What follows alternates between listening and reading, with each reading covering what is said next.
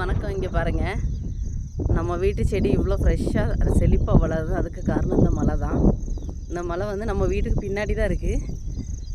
கீழே தெரிகிற அந்த குறுந்தாவரம் எல்லாமே கிளிரி செடியா, அதாவது நைட்ரஜன் கண்டென்ட் அதிகமாக உள்ள செடி தாவரங்கள் ஃபுல்லாக இதுதான் இருக்கும். இங்கே வந்து ஆடு மாடு எல்லாம் மேயும். அதில் உள்ள சாணியை தான் நான் எடுத்துகிட்டு போவேன். அதுக்கப்புறம் இந்த மரங்கள் இருக்குது பார்த்திங்களா, அந்த மரங்களில் உள்ள இலைகள் எல்லாம் கீழே விழுந்தது. சம்மரில் ஃபுல்லாக கீழே விழுந்துச்சு. இப்போ மழை ஆரம்பித்ததும் அந்த மழை பட்டு எல்லாம் நல்லா கம்போஸ்ட் ஆகியிருக்கும்.